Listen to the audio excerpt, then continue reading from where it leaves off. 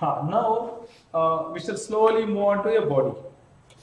Okay, now you can see that there is a body, and now we'll discuss the translation of a body.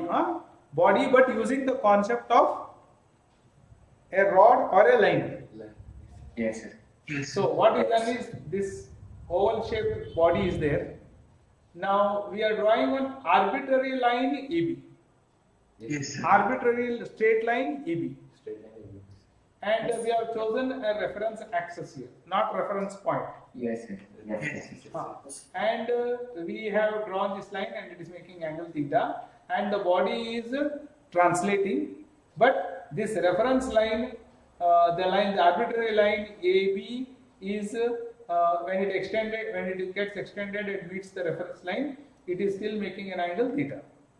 So it is case of pure translation of a rigid body, because the straight line EB does not change the angle of orientation. Angle of orientation. Yes, sir. Right? See here, I am not taking any fixed point C or anything there. Okay, see why I took that point C in the discussion was I wanted to discuss pure translation motion or rotation motion, and rotation about the reference point, and rotation about the axis, where understood, rotation of the rod also. Yes. That is why I have taken that. Anyway, I will be moving on to that. So you all have to now appreciate the aspect that you have a reference line, you have a reference point. That reference point, what it is meant for, and we also start putting some points on the object, because now why we are doing all this is because you see the body itself. See, if you see my hand is a body. The body is, see, you can see here, what is this body doing? It is rotating and translating. Yes. It is rotating and translating. Okay. Now, we have to now understand this. Okay. Now, supposing if the body is doing like this. Supposing you are sitting at the center of this body.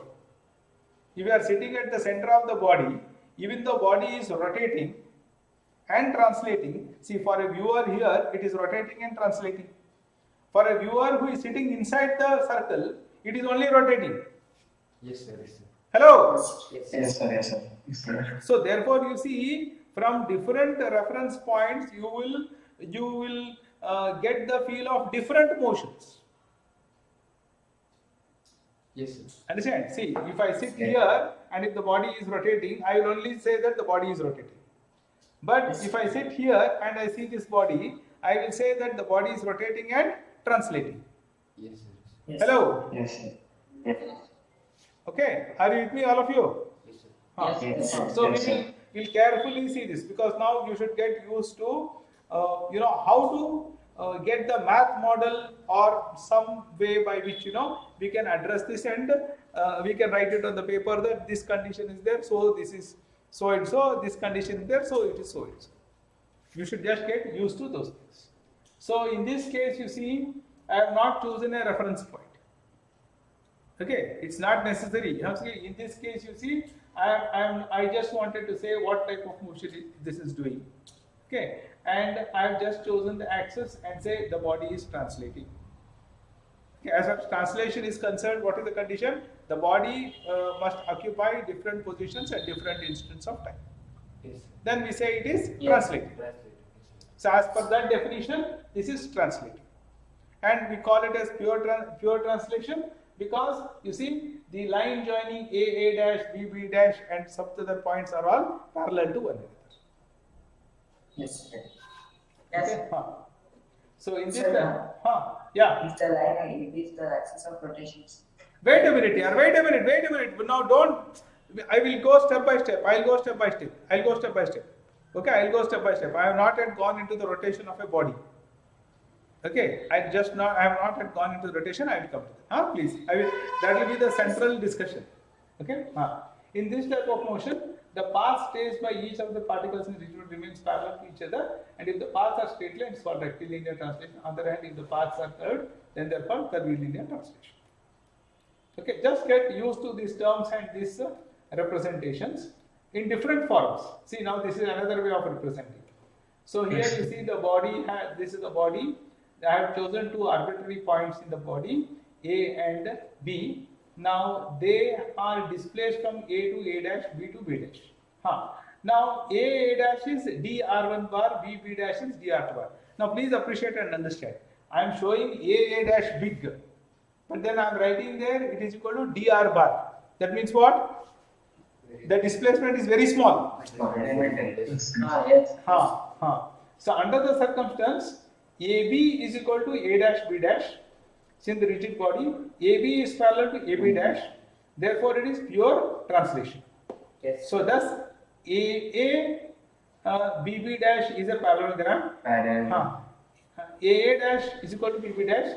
dr1 is equal to dr1 bar is equal to dr2 bar. dr1 bar by dt is equal to so and so. Therefore, I am bringing the concept of velocity here. Yes, sir. Okay. Now you see all the points on a rigid body undergoing pure translation have the same linear displacement in the same time interval. All the particles thus have same linear velocity at any instant. Can you digest that? That is, when a body is performing translatory motion, Yes. at any given instant of time, if you associate velocity vectors with all the points of the body, they will be same. Yes. Yes, sir. When we discussed this, first Yes, in the first class itself. Velocity vector, sir. Yes, sir. So I said, when I said that, yes, very good. When I said that, I said, well, you take a body, and how many points does this body have? Yeah, number, infinite points. How many particles does this body have? Infinite points. Infinite. So each particle, for each particle, you associate a velocity vector. Understand? That is, you attach a velocity vector. I suppose you have attached velocity vectors. Yes, sir. Yes. Now you see, the body is moving like this. The body is moving like this. Okay. So you can see that the velocity vectors have certain magnitude and certain direction. Yes, sir. Yes, sir. Now at any given instant of time, all the velocity vectors are equal, are same. Yes, sir. Yes, sir. Now you tell whether the velocity vectors were equal. Yes, sir. Yes, sir. They were equal.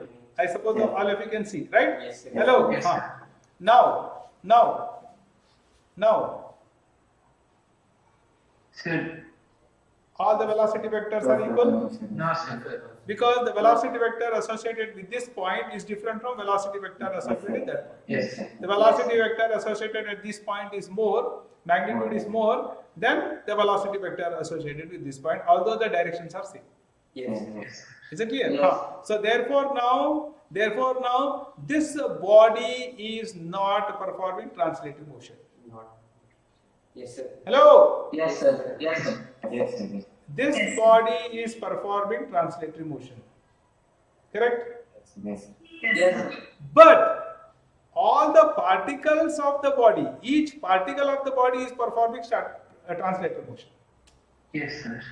Yes. Yes. Each particle is performing translatory motion. Why? Using the same concept of velocity. The velocity vector associated with the particle, because how many velocity vectors can you associate with the particle? Only one velocity vector. Yes. So it is like, I am the only participant in the running race and I will always get the first prize. Yes, sir. So only one velocity vector, it will always be equal to itself. Okay, fine? So therefore, using the concept of velocity vector also, we can describe the pure translation of a body. Sir, that duster you showed us, sir. For a particle, it's also doing rotation about that point. About That point, Mandra. which point? This point you showed us, it's Huh? about that point. Which point? You showed me, sir. This. About this Ah, point. yeah. About this point, the particle is translating, I told. I told it is translating. As well As well as as rotating also. as well as rotating also. Correct. as well as rotating force. Correct. So that is the typical case, where we saw this moving. Yes. Correct.